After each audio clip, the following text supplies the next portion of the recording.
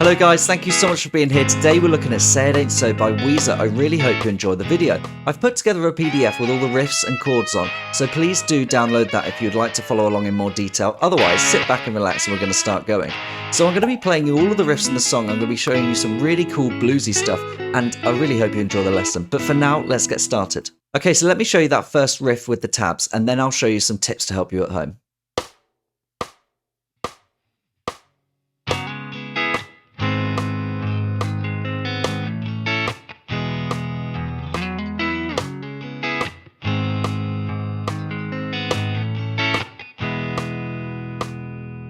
Okay, great. So we started with the hammer-on. Now, the hammer-on going from that 4th fret into that kind of C sharp minor 7 chord. You probably remember this from your Doobie Brothers song, right? What's happening there is we're hammering on in 16th notes, and we're hammering on the first one. It's the 1E. So 1E, okay? And then we're going and, which is picking it. So it's... So if you remember that kind of rhythm, 1E and, okay? So it's down, down, up. That's a really great thing to get with this song. So let me play that. We land on a G sharp chord with the open B and the E strings there. So it goes. And then we're picking. That's just the chord that we've already got on our left hand, so we don't have to do anything different in this left hand. And then what we're doing is we're doing a slide. And then what that sound is, that's 4E and, so it's going 4E and. Okay, so it's down, slide, and then down, up. Okay, and on that last up on the 4, on the duh of the 4, you can give it a bit of that reggae sound. You know when you play reggae chords, when it, that kind of pop in, that staccato sound, you can give that a go. So after we do the slide, we go to E major. Okay, now we're in the key of E major, and the next little riff, and indeed the solo as well, we're in the key of E major there. Okay, so hammer on from the 9th fret to the 11th fret, and then we have this 9th fret bar, and really, you can see it's kind of been borrowed from that E major chord. So here we go, let me play that one more time, and then we'll move on to the verse.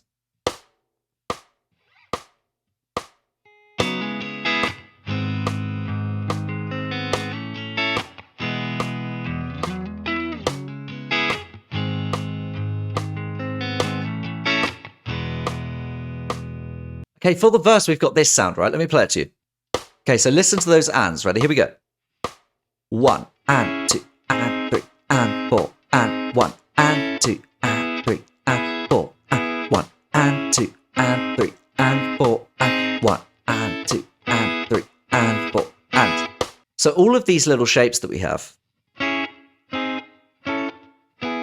are the top part of the kind of whole chord shape, right? So let me explain. So with the C sharp minor chord, this is the A shape. The top 3 notes are those notes, right? And that's the shape that we're starting with. The next chord is G sharp, and then that's the triad in the top of the chord there. So we have C sharp minor, G, A, and then we're playing this E chord in a D shape, right?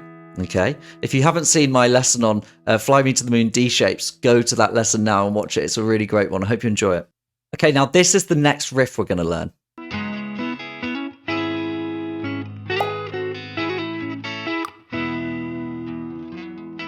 So remember that we're in the key of E major, and the pentatonic that we're going to be using is really on this 9th fret. You could think of it maybe a C sharp minor pentatonic if you'd like to, but let me just show you with the tabs now. Here we go.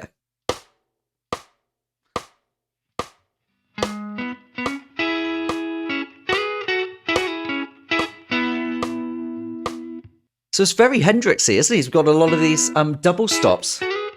Yeah, this double stops when we play 2 strings at a time. So let me just show you. So we start on the 11th fret of the A, go to the 9th fret, hammer on, and then we have 9th fret there. And again, that kind of, we're very firmly in that E chord there. Sliding up with our middle and ring finger, back down, and then we have this kind of thing. Kind of in that triplet, and then we're going 9th fret.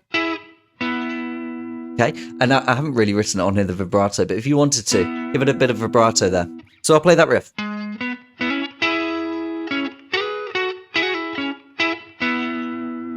Okay. Okay, so now we're going to the chorus, so you can turn on those distortion pedals, flip your pickup selector to that bridge pickup, and maybe now we can give it a bit of a...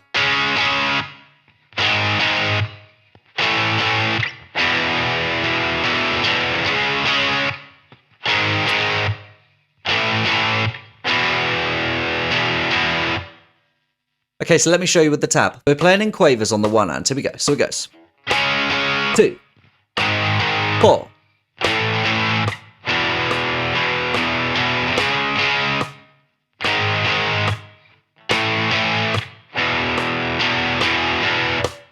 Okay, now the second time we play the chorus, we have this unison bend. Now let me play this with the tabs and I'll show you exactly what a unison bend is and how you can practice it. I really hope you enjoy this. Here we go.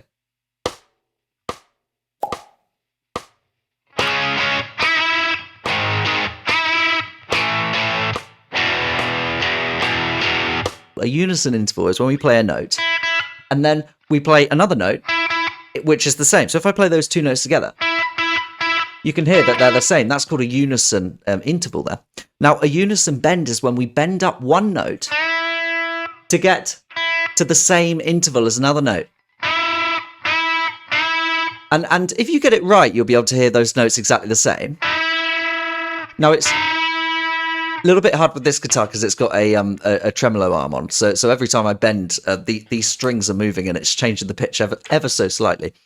But that's kind of what gives it the magic. I don't think it really has to be exactly on the note. I think when you get that kind of almost chorusy, you can hear it ringing. I think that's what it gives it the that's kind of the beauty of it. So if we listen to this, so it goes. What we're doing is that kind of and that ring finger is kind of releasing itself.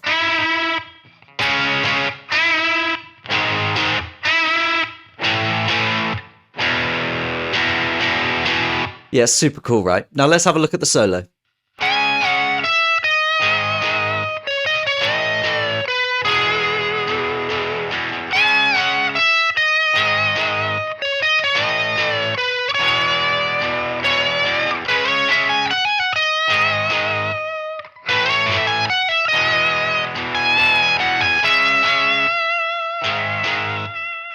Okay, cool. Now, if you wanted to practice your improvising, go into that E major pentatonic. You're going to loop around that first section of the chords. Here we go. I'll do it quickly for us.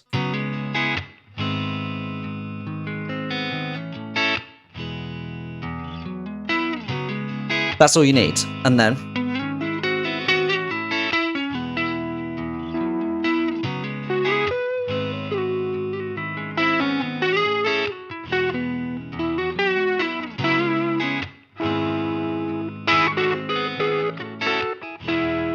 always focusing around that, right?